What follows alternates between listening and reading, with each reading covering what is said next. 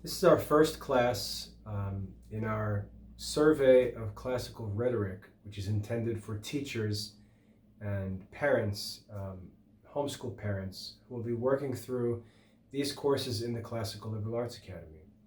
In this first introductory lesson on the art of rhetoric, I'd like to talk about what rhetoric is, true versus false ideas about rhetoric, and then I'd like to talk about the two primary sources for our study of rhetoric in the Classical Liberal Arts Academy, and that's Aristotle and Cicero.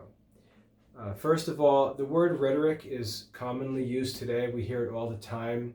When we say, oh, that's just rhetoric, or we talk about someone's rhetoric, what we mean is their attempt to persuade us, or their mode of speaking. But rhetoric is one of the 7 classical liberal arts. It's one of the 3 arts of the trivium. And as we always discuss, these liberal arts are arts that apply to all human studies and are necessary for all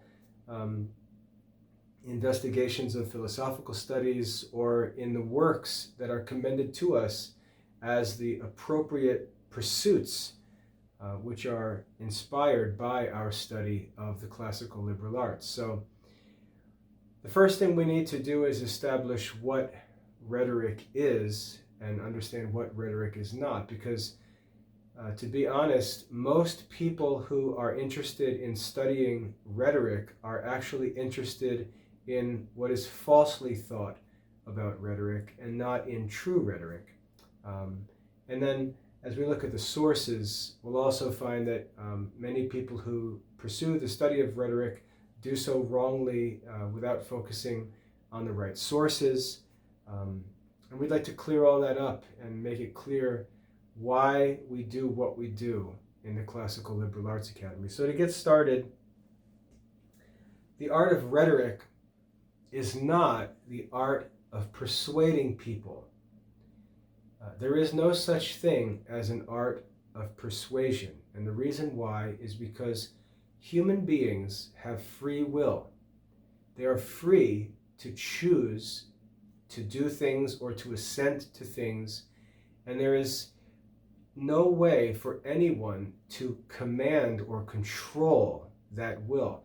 If it was possible within God's will for human beings to be persuaded, then God himself would persuade every human being and make them believe what's true.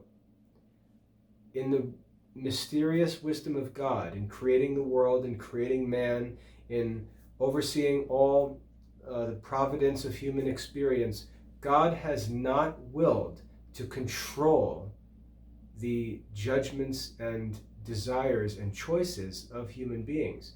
And it's impossible for human beings to control the decisions of other human beings. In fact, it would often require violence and would end up becoming illegal activity no matter what, because human beings have free will, and they can will what's true and what's false. So we have to get rid of this ignorant sort of childish notion that in rhetoric we learn how to persuade people, we learn how to win arguments, we learn how to sell things to people.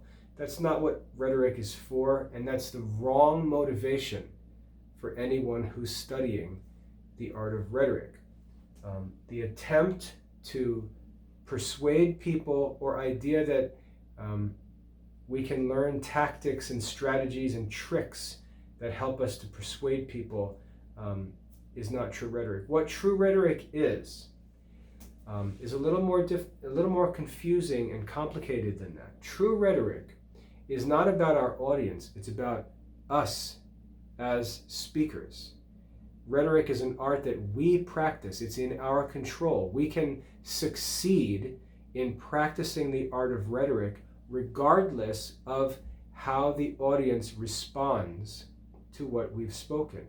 It's an objective, measurable art that we can succeed in, that's within our own power.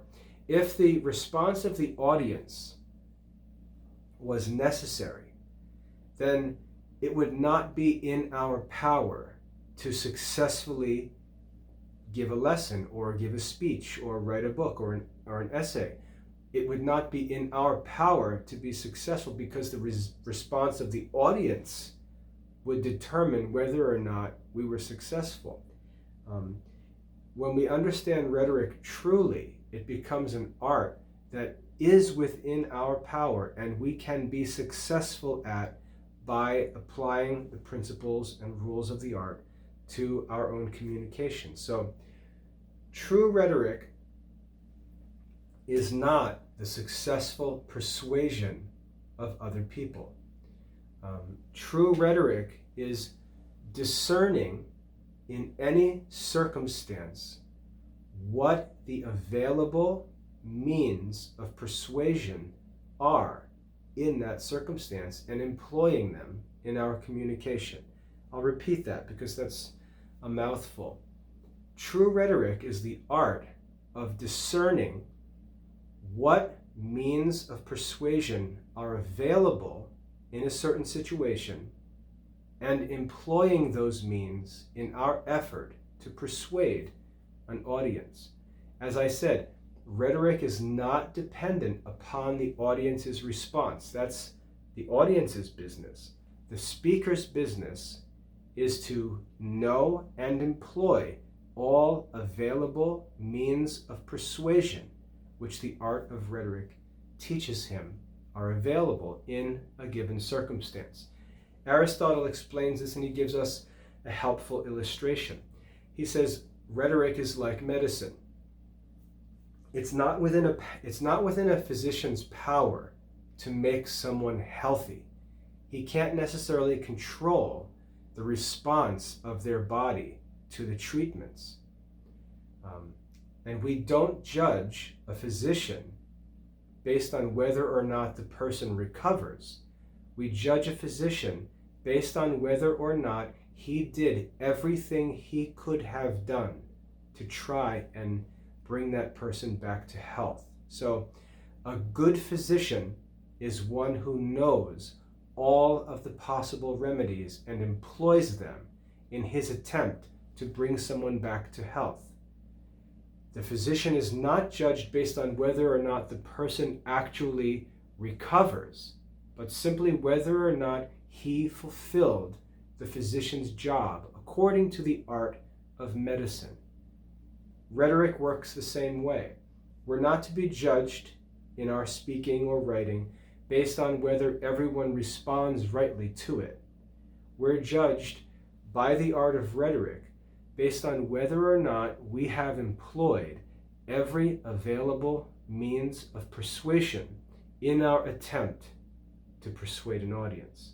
And the only way that we can be judged is by whether we or others around us know the principles of the art of rhetoric, just as a physician can really only be judged by other physicians who know the art. And again, Aristotle explains that if highly trained physicians, and I'm talking about classical physicians, not modern physicians, if highly trained physicians observe a physician at work and they see him come to a point where he believes that he has employed all available means of treatment, and those physicians know that there are other possible treatments available that his treatment has revealed he may not be aware of, that's when we begin to question whether or not he's really a skilled physician.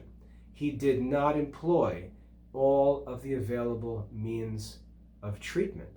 And in the same way, a speaker or writer can only be judged by those who know the art of rhetoric, know all of the available means of persuasion, and can see that someone failed to employ one or more of them in something that he said or wrote. So that's the goal of the study of the art of rhetoric. It's so that if I'm in a situation where I desire to persuade someone of something, I want to make sure that I have exhausted every available means of persuasion And the only way that I can know them is through my mastery of the art of rhetoric. And at the end of the day, when I know that I've exhausted every possible option available to me as a speaker or writer, I can rest in peace knowing that I've done my job. But what I don't want is to enter into a situation unaware of all of the available means and maybe use a few but leave others unused. So that's the goal in the art of rhetoric. And you can see the application to this in the Christian life. We desire to persuade our neighbors, even our own children and students. We desire to persuade them to believe in God, to hope in God, to love and serve God. We desire to persuade them. But we know clearly that it's not in our power to make anyone believe and obey. It's not in our power. We can't do that. But what we're responsible to do is to employ all of the means that are available to us in our attempt to persuade them to do what they should. That's our role in evangelization. Our role is to employ the available means of persuasion. We're not going to be judged by whether or not we actually caused someone to, become obedient to the faith. That's really not in our power. And we may be the best examples, make the most perfect arguments, exhaust every available opportunity for persuasion, and the person simply refuse to obey. A perfect example of this is Judas Iscariot. He had for his evangelist and teacher the living, teaching, miracle-working, sinless life of Jesus Christ himself, and he would not obey the faith. So if we look at Judas, we see that according to false rhetoric, Jesus failed in his work to win Judas to the faith, along with all the other people who chose to reject Jesus. Jesus failed. That's an easy proof that persuading others is not the true end of rhetoric. But what we see Jesus did was successfully exhaust all available means of persuasion. He lived a perfect life. He taught, profoundly so that people marveled at his teaching. He performed works of miracles and manifested his power and glory to them. He exhausted every available means of persuasion, and in the end, Judas chose to not follow him. So we see the true nature of rhetoric is not in the successful persuasion of others, but in the successful employment of all available means of persuasion. And any time that you're confused or doubting about that, just remember Judas. If the speaker is responsible for the persuasion of the audience, then Jesus must be a failed speaker and orator in the evangelization of Judas Iscariot. So this is very helpful to us as parents, for example. It's our duty to exhaust all of the means available to us to persuade our children to follow Christ. As teachers, it's our responsibility to exhaust all of the available means of persuasion to lead our students to follow Christ. As neighbors, it's our responsibility to exhaust all of the available means of persuasion in the conversion of our neighbors. And if we seek to do that, if we study and exercise ourselves to carry that out, we'll be faithful witnesses to Christ and we'll fulfill our duty. And as we read in the prophet Ezekiel, where God speaks to Ezekiel and says that you are the watchman, he explains, if you say to the evildoer, you shall surely die, and he continues in his way, he will die, but you will have saved your soul by exhausting the available means of persuasion and making every attempt that you could to turn him away from his sin. But if he chooses to sin and you don't make the effort that is your duty to call him away from that sin, he will die, but I will hold you accountable for his death.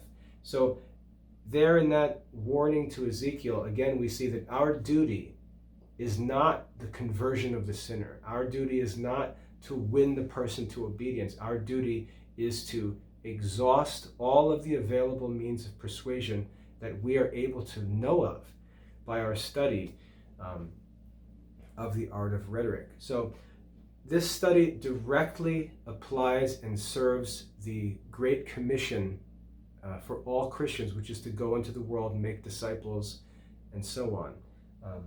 All of this is served directly by rhetoric, but only if we understand rhetoric in a true sense.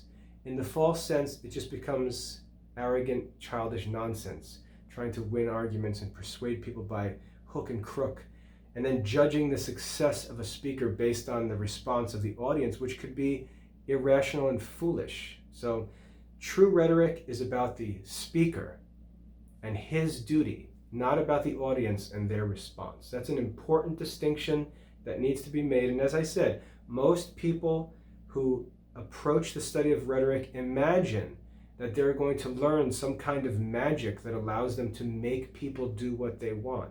And that's not what rhetoric is.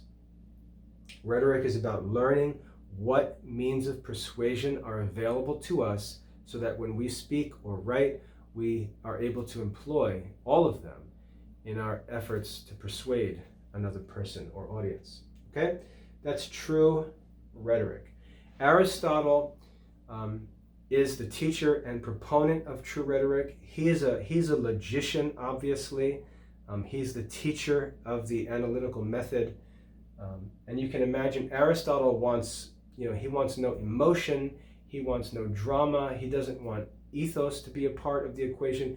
In his world, everyone would just, make decisions based on pure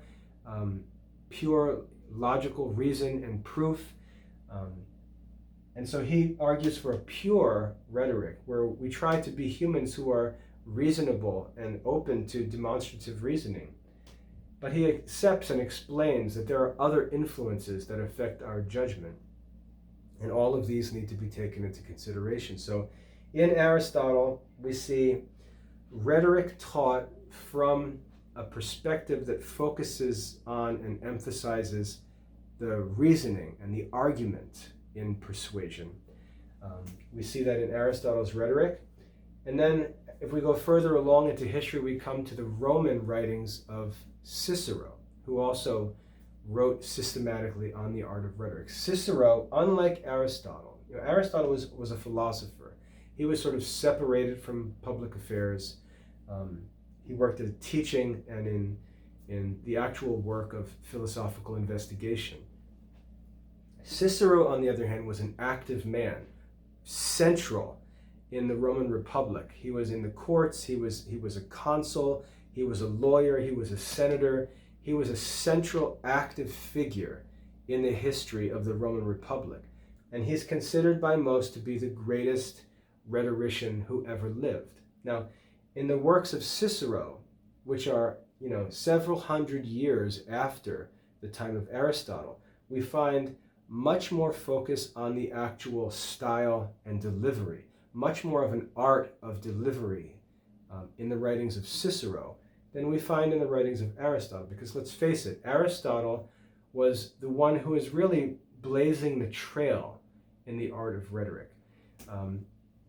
When democracy, the idea of democracy started to develop in ancient Greece, immediately the wise men recognized the dangers that entered into the society when all of a sudden whoever moves the will of the people really wields control of the state.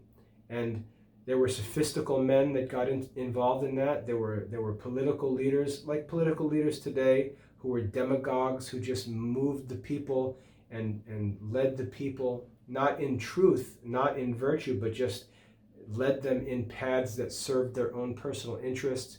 And Aristotle, like other good philosophers, was watching this unfold in history in his own state and realized that we need to establish an art to explain and understand what makes people persuasive, and we need to make sure that we're able to present truth as forcefully and clearly as these sophists are capable of producing or of representing what's false. And we see this as a dilemma in modern Christianity. I'll give an example from music. The music in most churches is pretty poor. And when we look at what the secular world produces in terms of music, it's very attractive, to our students and children.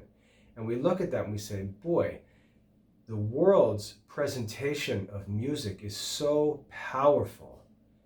And then we look at our, quote unquote, true music. Let's take Gregorian chant or even Christian hymns, traditional Christian hymns. And we can say the content of the words of this Gregorian chant is divinely inspired sacred scripture that God intends for us to meditate on and know.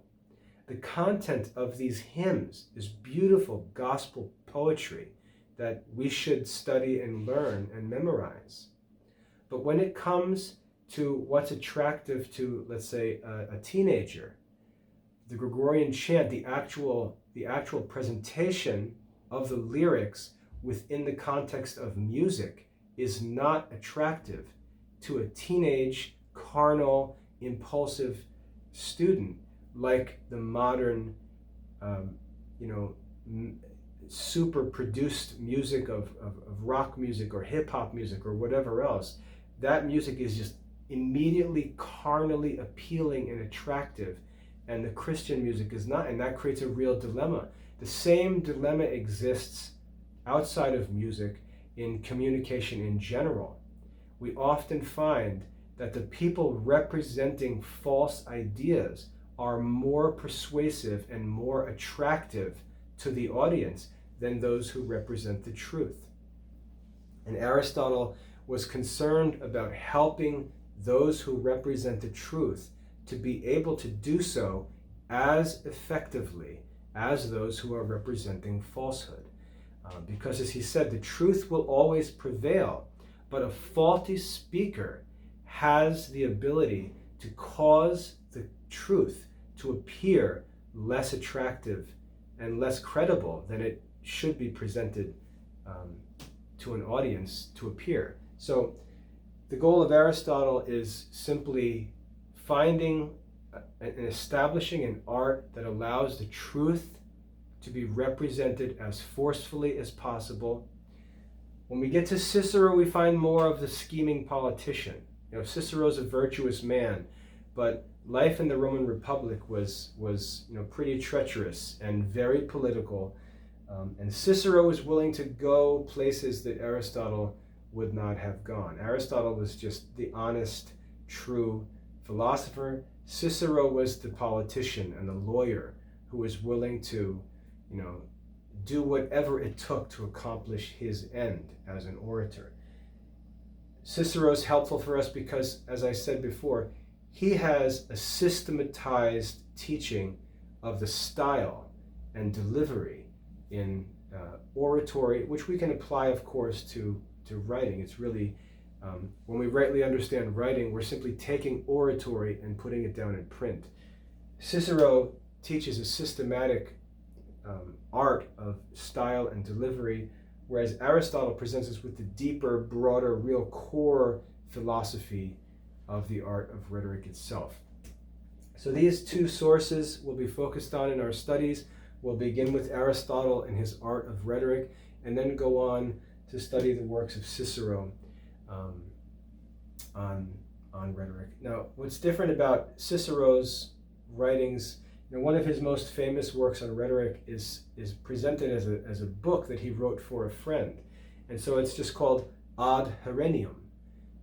It looks like it's just a book written to a man named Herennius, who was one of Cicero's friends, but actually it's a whole systematic treatise on rhetoric, and some publishers will label it as Rhetorica ad Herennium, the art of rhetoric written to or for Herennius. But that's the book where we focus on the rhetorical system of Cicero, and then Aristotle, we just have Aristotle's art of rhetoric. So in classical rhetoric, again, our focus is not on becoming great car salesmen, trying by hook and crook to persuade people to do things or to choose according to our will.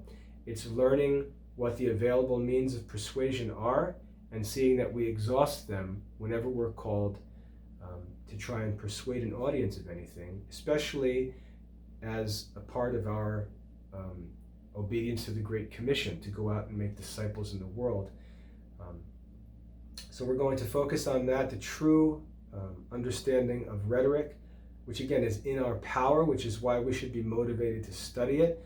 We can be successful anytime we speak or write by evaluating what we've done objectively according to the art of rhetoric. So I hope it's helpful for you to see the true and false view of rhetoric. You should understand why rhetoric developed as democracy unfolded in classical Greece, and how Aristotle sort of came to the rescue of the people who were just being, bulldozed by sophists who were misleading them. We can see the application of this in modern politics where, it's just pure chaos in terms of Americans have no idea anymore what's true or false. They almost completely distrust politicians, and yet, we have to vote. We have to, the people still run the country. What are we supposed to do? Rhetoric helps us to see through these things and understand the rhetorical appeals that are made by others. And then again, to know the sources, Aristotle and Cicero. So in the Classical Liberal Arts Academy's rhetoric courses, we're going to be going through all of this, working as always from the primary sources directly. We'll be studying them in English translation, but if you're ever interested in getting into the original languages, I'm happy to do that and arrange for that. But as teachers and parents, the most important thing is to make sure that you yourself don't hold these false ideas of classical studies, but you have a right understanding of the true nature of these studies, and that you can then direct your children's learning down a path that's actually true and virtuous, and not be distracted by all of this common stuff that's in modern schools and even in homeschool publishing, where it's just superficial, shallow, worldly pursuits that are labeled with all of these names from classical education. Let's get after the real thing and, God willing, fulfill the real goals of true classical Catholic education. If you have any questions about rhetoric, what we'll be studying, practical details of how to teach it in a modern school with modern circumstances, I'd be happy to discuss those things. I hope this is a helpful introduction to the art of rhetoric. God bless.